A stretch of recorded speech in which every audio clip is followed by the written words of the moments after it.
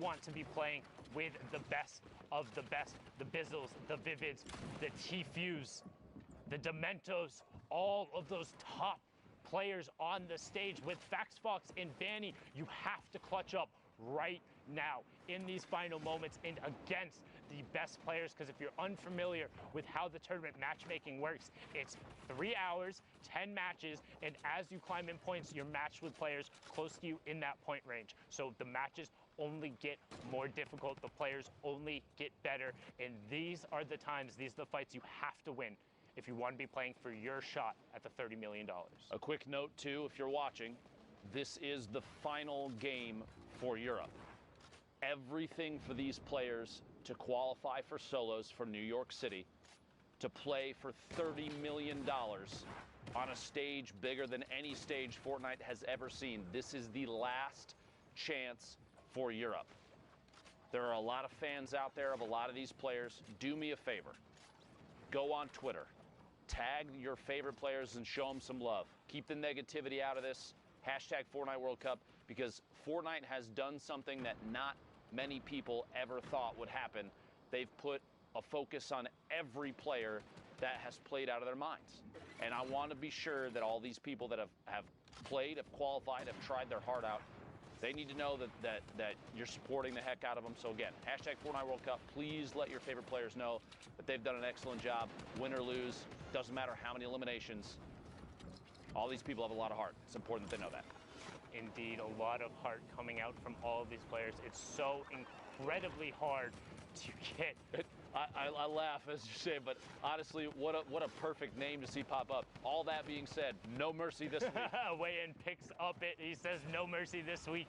Indeed, it's all about those last spots, trying to find the Shadow Bomb player as he rotates through, getting the shots going off here.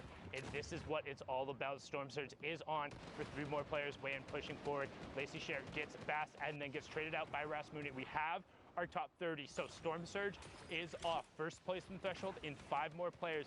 Black Sue over there in the mid tarp, gonna hop on board with him, sitting on 46 points right now. Going to need a monstrous performance if he wants to top off. We see a number of players pushing up towards that 60 range. Don't forget, 8 spots coming out of Europe. Top 25, the first placement threshold, and Black's is in a good spot to hit it with the 4 Shadow Bombs, using the first one now. The stream's got to be feeling good about how their players playing thus far. Black Sue and Skype both excellent thus far. Potentially see Vato at some point. We'll have to find out. 28 players, 26, 25. What a quick shift in player count. Points going out. 3 for everybody left on the board. Down to 22 already. This rotation has been lethal for so many. Such a big shift. Down to 21 now. Chip goes down. 20. Every time I feel like I say it, we're about to see 19. There's another elimination. The Toxic Donut removed from the game. Black Sue pushing forward here, 2 eliminations. Don't want to get caught by someone boxing up, as we've seen so many times in the past. Trying to... Going to move forward with the Storm. Excellent position now, has a chance to kind of wait and peek back behind. Someone is up above. He's got to be careful there. That edit going to jump up and move on through to the next section of this circle. Still not stopped. We're very close. You look at the mini-map, the blue and white cross over the circles. Once that happens, you know players are going to start boxing up and peeking back for sure. Back-to-back shots, back-to-back eliminations. No, he only got one of them. Daryl got the other one. That could end up apologies. Being huge. Like we said, every single one of these interactions mattering, but Blackso trying to push the envelope and get every elim anyway. Will he be able to find it? He hits the shot, gets the siphon onto Purge. All of a sudden, Blackso has single-handedly fragged his way into the top 5. 57 points, but we've seen more. He needs to keep pushing. This is the last match on the server. This is the top 5. Frenzy, Nate, Screaky, Masato, and Blackso will be closing out the European region. Blackso right now extending the time route on the Shadow Bomb. He's in your bottom right. He drops down. Nate gets taken out by Masato. Frenzy begins to work. Top down. Takes 55 fall damage. Blackso pushes in. Hitting Masato in the same box. Masato disengages around the side. Blackso desperately trying to find the shot. Needs everything he can. Top 4. Screaky goes down as Masato finds it. Frenzy continues working from the top down, but Blackso needs the space. No builds left on Frenzy. 47 points for him, 57 for Blackso. This is his chance. Can he get Lestream to the World Cup final. He's looking for it. He finds the first shot. 88. Can he convert? No. Frenzy picks up the elim, but he finds the 30 right after. Needs the elim and the victory royale. 461. But can it be enough? And can he close it out? He's looking for the shots. 49 shield, 85 health, no builds from the low ground player. Frenzy gets cleaned up. 61 for Lestream's Blackso. But will it be enough? Courage, will it be enough? We will find out, folks. 5 weeks of solo competition have led to this moment in Europe. The queues are done, and now it is time to find out who exactly has made it on through to the Fortnite World Cup finals. Who will take up those final spots from the European region? I think it's time to take a look. Here we go. Ladies and gentlemen, Wow. First off, congratulations to Andretta, who throughout the entire day was in that top spot. Crew, Skite, Light, Mongrel has made it on in. Was what everyone was wondering if he was going to do it. Yep. People had high expectations. He clutches in the end. Mku, Teak, and who did we just see in that last game? There you go, man. Blackso, he makes it in for Lestream. That's huge for the French-speaking community because we saw Solary already go through, and Lestream kept getting edged out every week, but now it's Blackso's time to shine. Really quick, though, Andretta. So you talked about this guy's been on fire all day long. Yeah. We actually kind of pulled stats on his previous week qualifiers. For the previous solo weeks, 291th place, 127, 218, 610, and now first. All day long. Went from like 50 viewers on Twitch to like 20,000. Send Andretta some love. All his hard work has truly paid off. These are the 8 that are coming through, Courage. Congratulations to them. I think there's one more thing we can do. It's time to punch their ticket. Zeke. I'll start over here. Start over there. Boop. There you go. Andretta made it. Crew made it. Let's hit the middle one. Skite made it. There you go. Light. Mongrel. Congratulations again, brother. In the middle. Mku, and finally, Teak, and wait. There you go. Laksu as well. There you go. The 8 players from Europe who will join Moffin and Rona season, as we saw earlier, making it on in. Incredible stuff. Europe was an insane day today, just as we expected. High-level lobbies, tons of people left all the way to that 5th zone. But here's the beauty of it, folks. We've got more action to bring you. We're going to go to a quick 5-minute break. When we come back, we'll catch up to speed on some of the other regions before we kick off the NA East action. Zeke, this is it. This is the last chance, all right? People need to know about this block party, all right? This is your last opportunity to get them involved, to get them hyped. Zeke, everyone's gonna be there, all right? DJ Zeke's gonna be there. DJ Sundown's gonna be there. Everyone's gonna be there, all right? The people are waiting. All right. You know what, man? I'm DJ Zeke. I don't need no card. But what you need to do is buy your tickets to the block party. Tickets are only $35, Fortnite fam. Listen, all right, June 15th, 16th at the LA Forum. Day 1, Creative Showdown. Listen, all right, Team Evolve built an incredible map. Spoiler alert, it's dope. Day 2, Celebrity Pro-Am.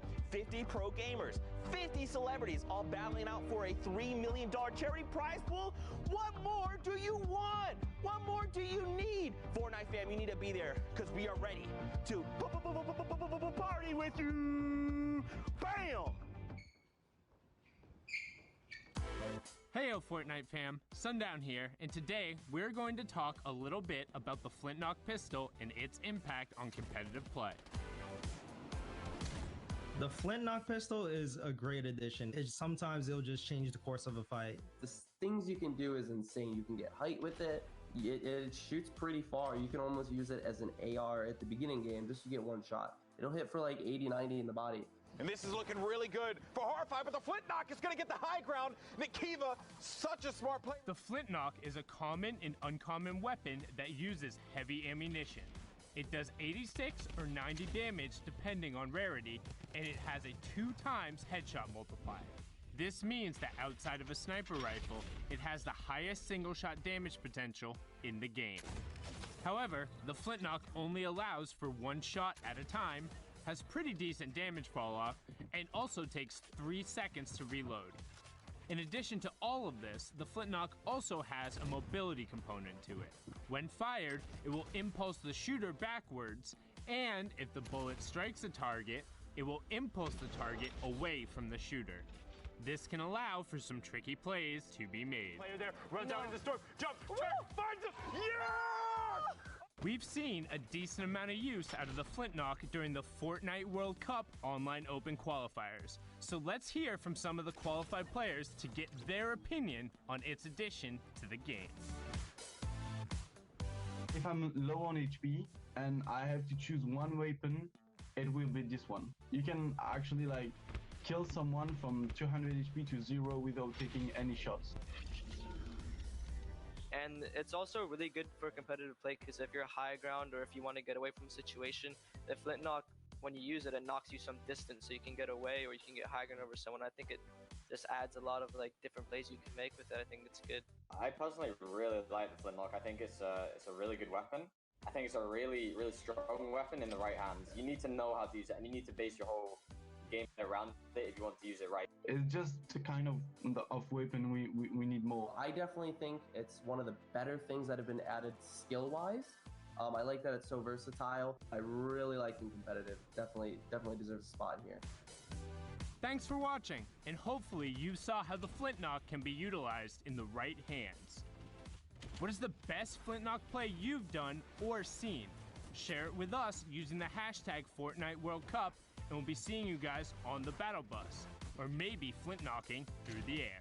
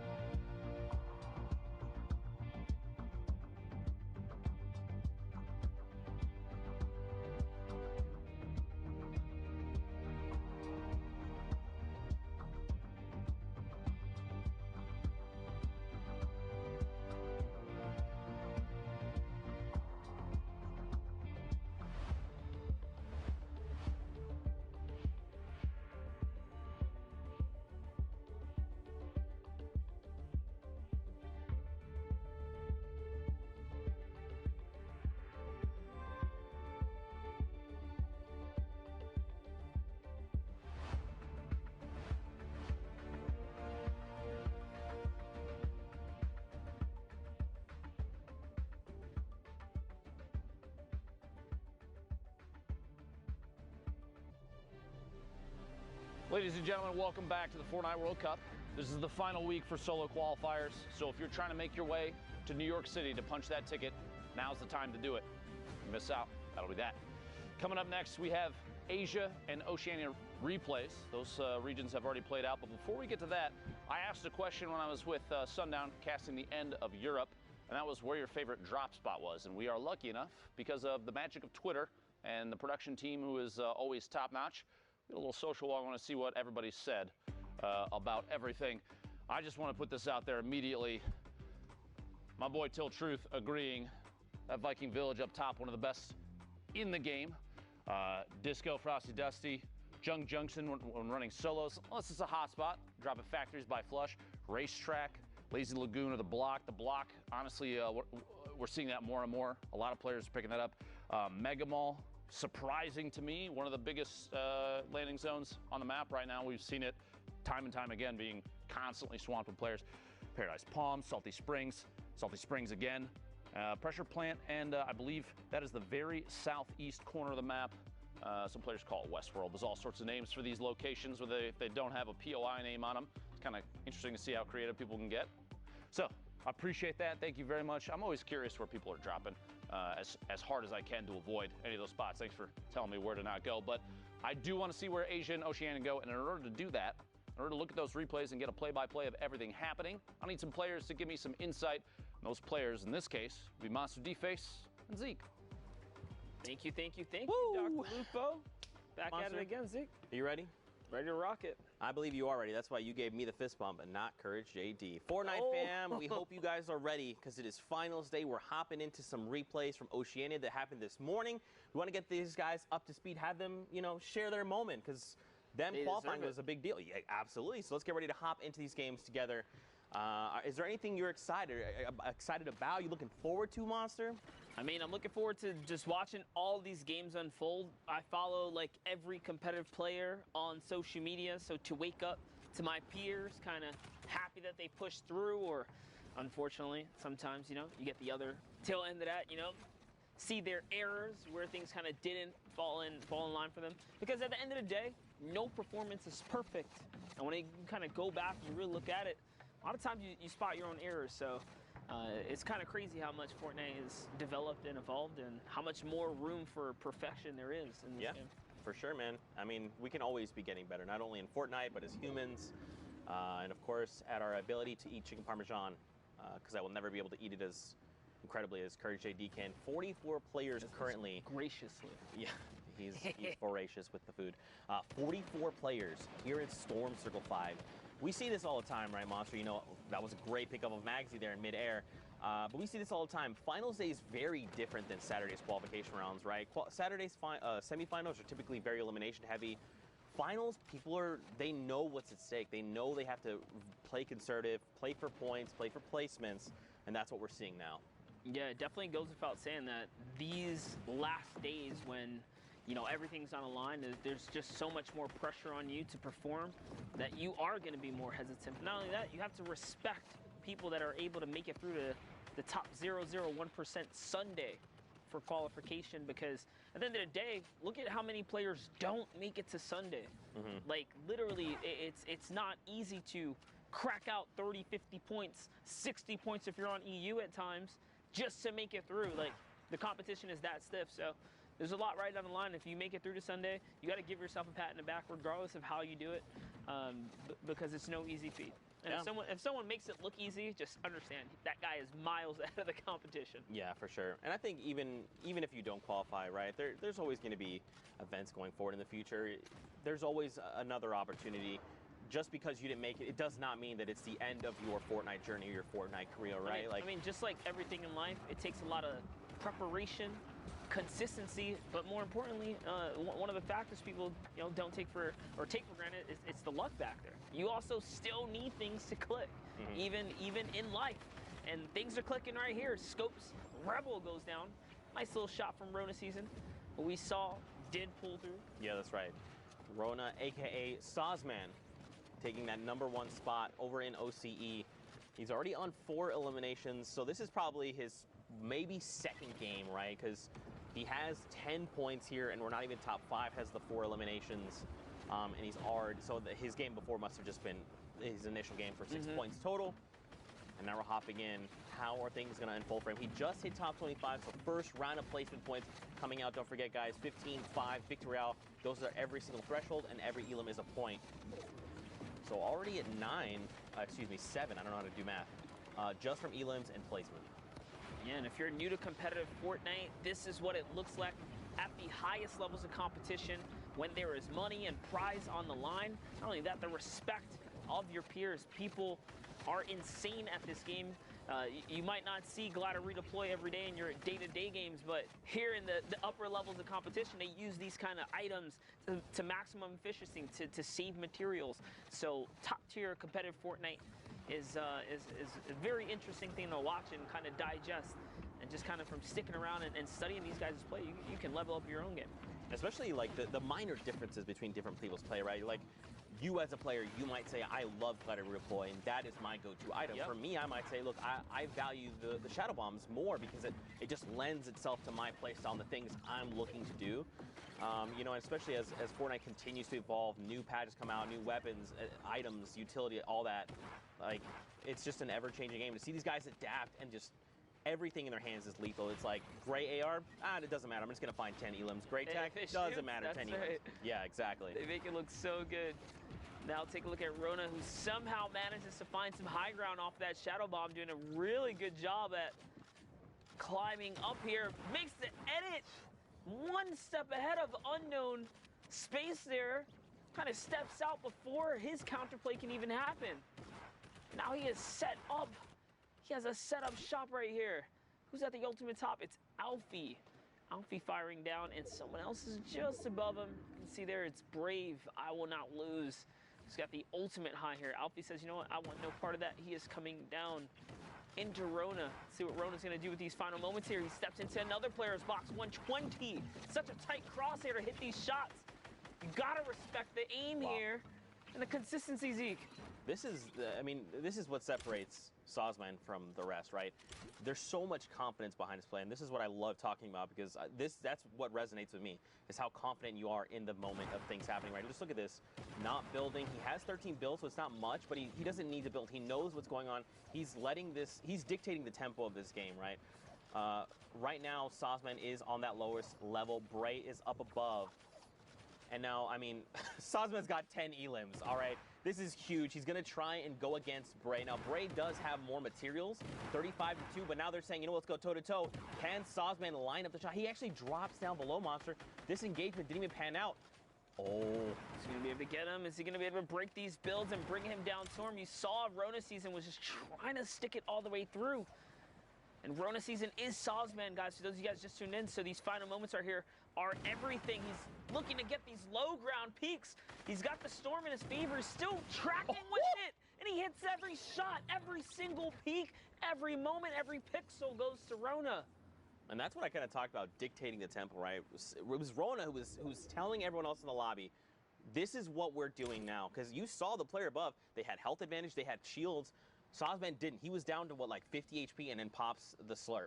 And then that other player was so afraid to fire back because he was like, look, this guy's going to crack me in the face every single time. You can just tell by the way he's moving. He's confident. He sees that win. And that's what I was going to say. Like, it's so funny that even with the high ground, sometimes you can just tell a good, like, low ground warrior will poise up in such a way that you're like, dude, if I, like, look over, like, he's going to shoot me. Like, you know what I mean? Yeah. Like, you just know. So in those final moments, you kind of just knew, man, he was going to get shot. And, you know, hate to see it not be able to clutch up. But on to the next, guys, is O-R-N-Z-Y. Orenzy. I think that's making me, like, sending me back into my previous Fortnite games where it's right? like, I want to fight a guy, and I'm like, this guy's crazy. Like, why would he do this? Yeah. I'm just gonna get this guy. And then he just completely demolishes me. I'm like, he is crazy good at Fortnite. That's what was going on. Now look at this, Orenzy here.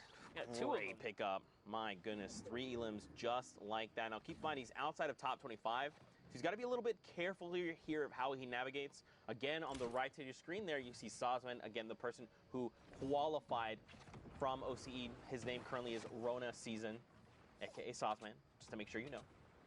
But look at this loadout, dude. He's looking good. One of the underrated things about the minigun is the extreme high fire rate. It might actually have the highest fire rate in the game when it's fully cooked, and because of that, it can really punch through builds, even if you're trying to stay on defense. So if you guys haven't given up the minigun a swirl, I should say, try and pressure someone down when they're in the box with it, and let me know if you pierce through the turbo build, if you get some shots. But don't forget, guys, we're tuning in straight with the OCE games here, which already kind of developed over the evening here at the Fortnite World Cup. Players have already punched their ticket to New York City. This is the last solo opportunity. Next week will be duos, but today it's all about the solo action. You can find yourself in the Big Apple. Big Apple for a slice of pizza, like Golden Boy likes to say. I don't know why I like to keep perpetuating that, but here we are. For a slice of 30M. Yeah, there you go. You know, something really cool about Rona's loadout, look at this. He's actually maxed. We were able to see his mat count there for a little bit. He's completely maxed on everything. He actually has extra metal laying close by. Max rockets with the 12. Completely great AR. Look at this, 650 rounds of small ammunition, 130 slugs, 8 deploys, a single shadow bomb. Sure, you know, he probably wishes he had 6. But this is a loadout you want to make plays with. He's going to send shots over to the player, trying to get in. Lucas is going to get caught out, making a rotation, and that elim puts him in the top 25. He is there, knocking on the door here, and this is how his journey unfolded to make it through to the Fortnite World Cup. Every opportunity that he has to take someone out, you can see he's singling out players and taking advantage of the positioning, but hopping around the map. These are some other players' journey as well, as we have Ariel here looking for the heavy snipe, finds a weak opportunity in the build. Whoever that is up above him is going to manage to connect the structure, but you know what? Ariel pops a nice little cone up. He's trying to go for it. He's really trying to get a piece of this high ground here. And now he disengages the pursuit, but is still tunneling on by. That's good though. You know, if you don't have all the information, it's best to not try and go for the play, especially in finals. If this is, you know, semifinals, go for it, right? Like at worst, you're just set back a game, you could re-queue and everything's okay, but in finals, every single interaction does matter. So for Ariel, you know, he could have potentially challenged for that high ground, but it's like, I just kind of use my heavy snipe. I don't have that key to all doors. Let me just get myself to safety, take a moment, reload, gather more information. And because of just that slight pause, look, he's now in top 15. He found an elim, which he was hunting for before. He just finds it in another place. And now he's still just continuing. He picks up a rift to go as well. Heavy snipe gonna be picked up too. So now, I mean, Ariel's in a great spot right now. Yeah, for sure. That nice little mat replenish there from catching the elim is going to throw him back in the running here to try and see if he can squeak out a victory. Up at the high ground, we have other things unfolding. Kalen goes down to Samurai. Sosman still alive in the mid-tart, putting down pressure. Squall's in a campfire here. That's a signal to the rest of the lobby that, hey, there's someone weak nearby. Sosman hears the shadow bombs kind of thrown all around him. What's he going to do here? He's just on the hunt. OCE region specifically requires you to get a ton of eliminations if you want to be number one. There's only one spot up for grabs. And there it is, another player nearby. That's all shield ripped off. He's going to push that. Sees a player above him. He does see a player above him. He's going to try and maybe make something happen. But look, don't forget, he still has every single rocket. Nice rocket right there. 12 rockets. This payload is about to just destroy builds all the way around. And look, Ariel as well up on the high ground has them. So the first rocket from Ariel comes in, and then Sosman's second finds an elimination. Another rocket from Ariel up on the high ground. And look at this. Down below, they're just desperately trying to keep their builds up, and they're burning through mats. Sosman is now out, and look, he gets challenged from the front, challenged from the right, finds the two players, and he makes this a 1v1, but look at his HP right now. First rocket's gonna come in. How is he gonna pull this off, Monster?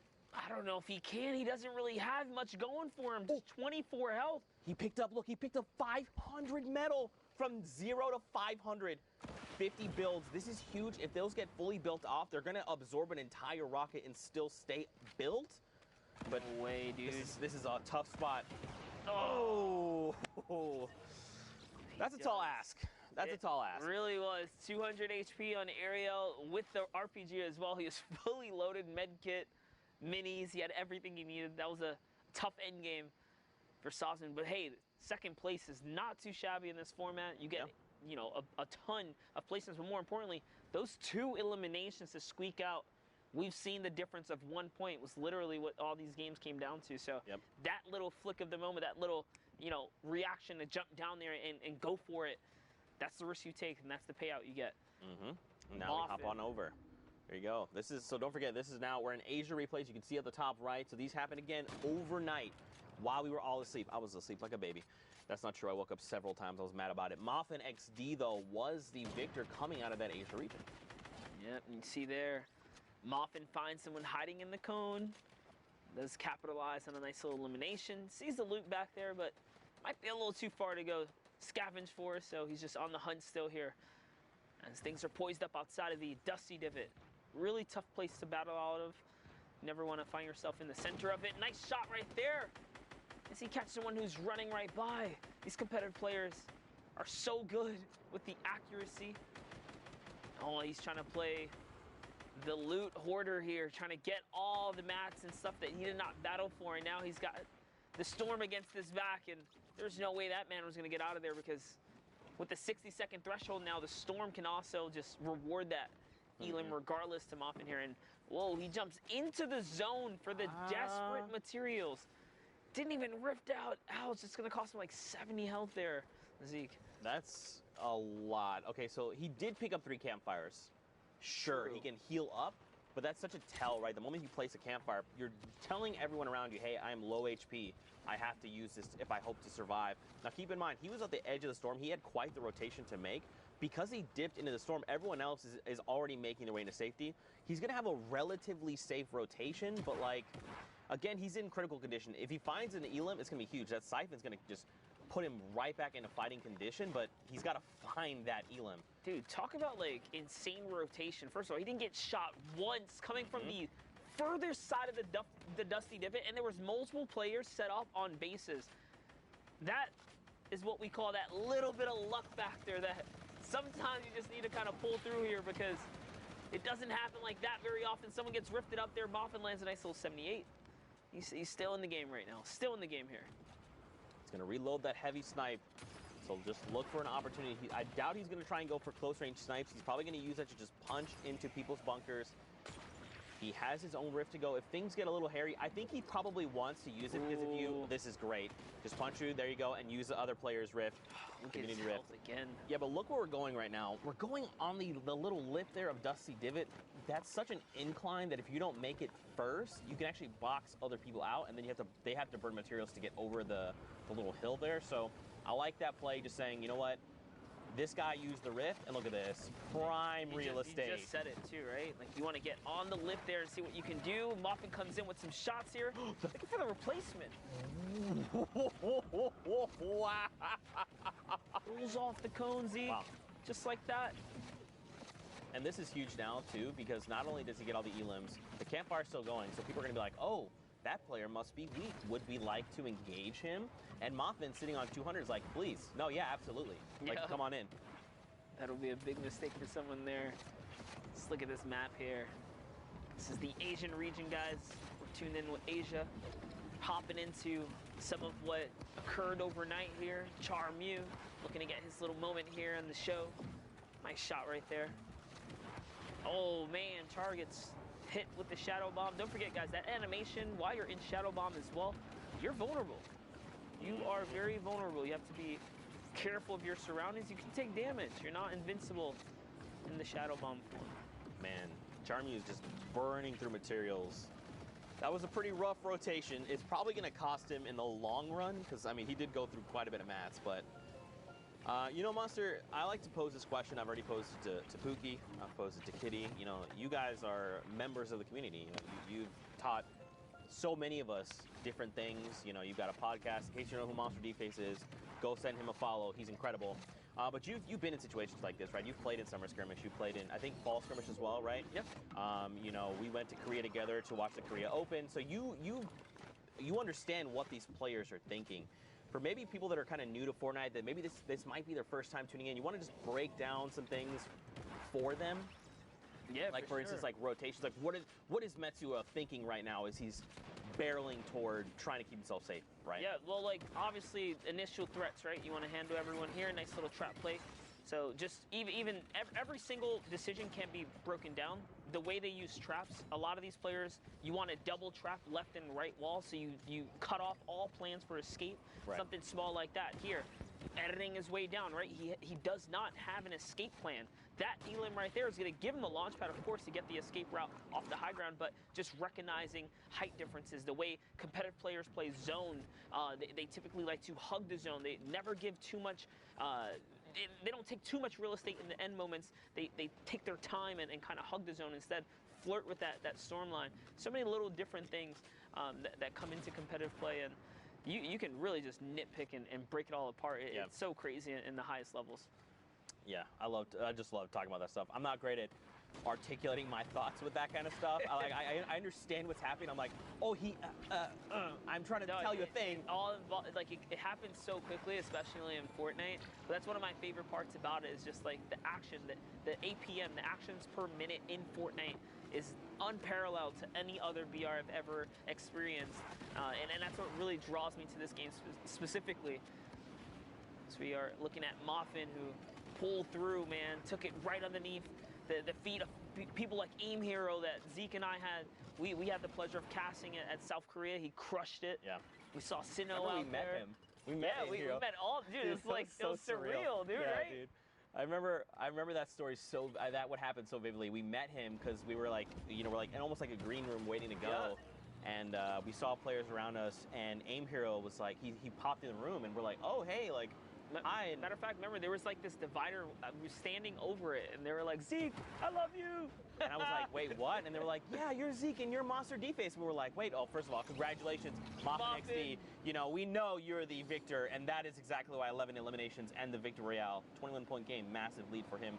But yeah, I remember, and then they just called us out. They're like, yeah, you're Monster and you're Zeke. And I was just like, what the heck? That was definitely crazy to think outside the country. Yeah, that was what was we're so... out the country. This is Fortnite on a global scale here. Man, how that's so crazy. That was like at the beginning of the year, and now here we are, dude. Yeah. We have not made a full year casting Fortnite yet. This thing is just like exploded. Oh goodness, the snipe like coming out! Oh, wow, what a massive shot coming out of Muffin there. And look, check this out. 31 players left. He's already on 6 eliminations. This guy is crazy, and this is who is going to the World Cup Finals. This is the level of play we will see in the finals. Yeah, Muffin's gonna have to bring it.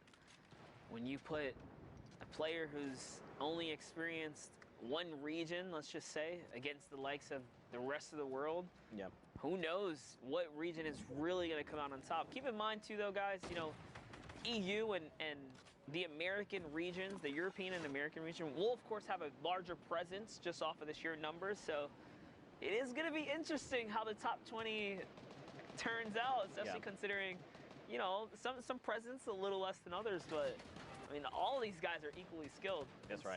In some capacity, they're all deserve to be there, all of them. And you know what's funny too is we interviewed, in case you missed it earlier, go back and check out the VODs. We actually interviewed Sozman, the winner from OCE, and he was just basically explaining, like, we asked him, how do you feel about going into the Fortnite World Cup Finals? And he was like, oh, OCE plays differently than NA does, and it's going to be interesting for me going to finals and competing against that because we just play so differently. So I almost, in my head, like, I just imagine everyone kind of playing their own game going into finals, but at the same time, like, you got to think this is a $30 million prize pool. This is huge. The biggest stage ever for different places. I mean, but that goes against everyone else too, though. Sure. Because that means, oh man, just think about it. I think finals is gonna have its own meta. They're gonna have a style, and of course the pressure's gonna be high, guys. I think the real question is who's gonna have the confidence to take a fight and win a fight. Like, who is straight up gonna have the confidence and just be like, you know what? I don't respect your builds. I'm pushing you. Who's gonna be that guy, right? Because that's really what it comes down to. If you are confident like that, that's why you see people like Bugga, Dubs, Clicks, right? Stompy. They was like, what duo are you? I don't care if you're Kinstar. I'm gonna take your wall right now. Exactly. And that level of play is why. And dude, we've seen Stompy do it every week. Even this time around, he got 11. He was just outside of top 10. So trust me, he's still here, guys. That's what they do. They just do crazy plays. Yeah, that's actually something you taught me way back when. Is you cannot. Let's say it's just Zeke, me, and I'm in this game somehow. I don't know, some alternate universe, and I'm good at the game, and I'm fighting off against someone like Muffin here, who qualified as that #1 player going into finals. I cannot stop and sit here and go, that's Muffin. I know what he's capable of. I can't make a mistake. I just have to go. It doesn't matter who that is. I just have to play my game. I have to play the very best that I can. And at the end of the day, that's all I can ask for, right? Like, the moment you stop and think, that's Tfue, I think, that it's already too late. You've already made the error, right? Like, you can't stop, and some people can't. So they're like, okay, I know that's Tfue. I know he's going to try and probably do this based on what I've seen and information I have. But if you're just sitting there and thinking like, oh man, that's Tfue, I don't know if I can fight him, like, no, you can fight him. You've made it to finals for a reason.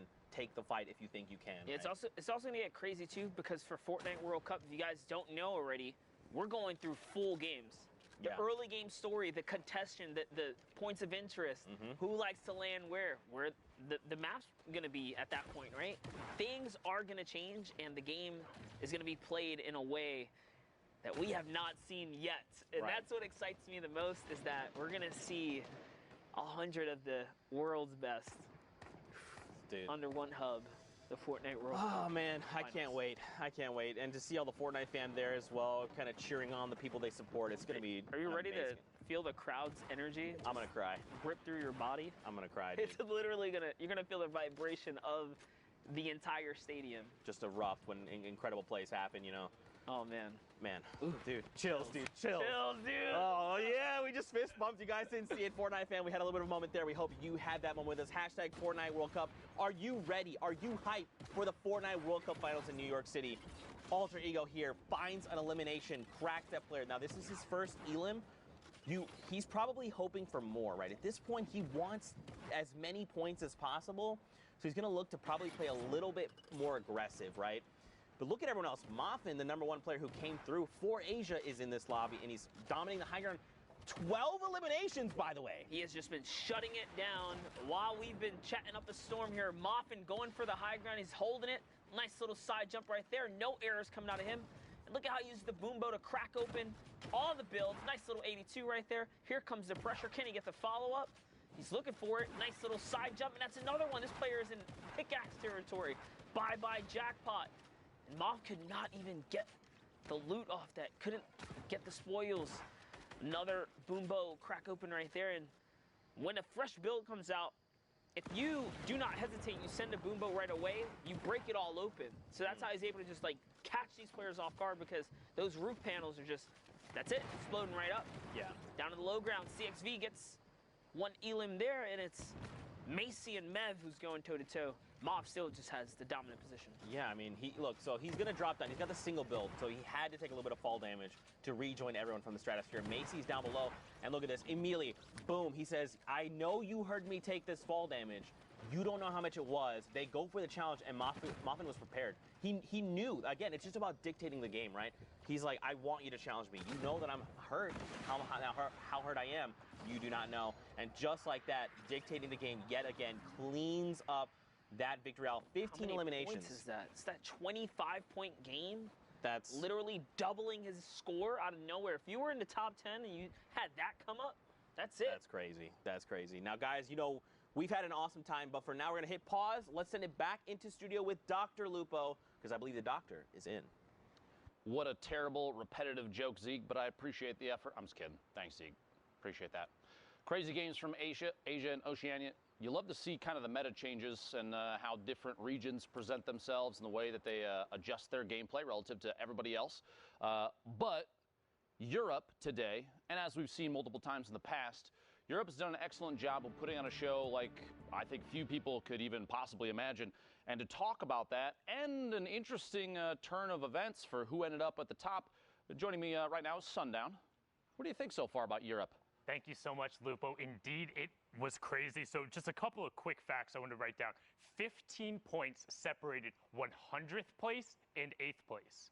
That means a 5-point victory royale was the difference of going to New York City and being in the 100th spot. That is absurd for how close it was. Blackso, in that final game we watched, pushed him up to 61 points. He was tied at 61, but because he had the victory royale and got the average elim at the end, it pushed him into the last spot. We talk about how every single interaction ends up mattering, and then unfortunately on the outside looking in, Airwalks, the last play we saw, if he had had one more build, he could have made it up the elevation and kept the storm. Instead, lost it, lost the victory royale, and lost his spot in New York City. Mitro also on the outside looking in, 2 top 15 finishes, but not being enough.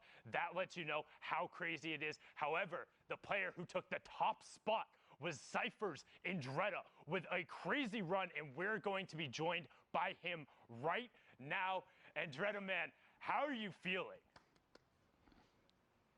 I'm feeling very good. I mean, I would hope so. So we saw you yesterday put on an incredible show. In week after week, your placings have gone up. What was the difference between this weekend and all of the other weekends? Were you just feeling it? Did you eat your Wheaties for breakfast? What's going on? The thing is, the other weeks I wasn't that confident, but this week I decided to try and talk with someone while playing. So that kind of helped. Getting to like talk to people, getting them to calm me down and stuff. And I got good RNG. Very good. Nice, yeah, being able to get all of that and put it together. So you got off to an incredible run, winning 2 of your first 4 games. How were you able to get those victories? Did you just dominate them out? You had a solid amount of elims. What were those wins like? I was using the bowler to get the end game, and then I usually found out like when I needed to drop out and stuff to go for the eliminations, and I usually had my bowler until end game. So the thing is, you should try and keep your bowler until end game, because it's really strong. You can go out of your bowler, get a lot of kills, and win the game. Also, you can use the bowler to get high most of the times.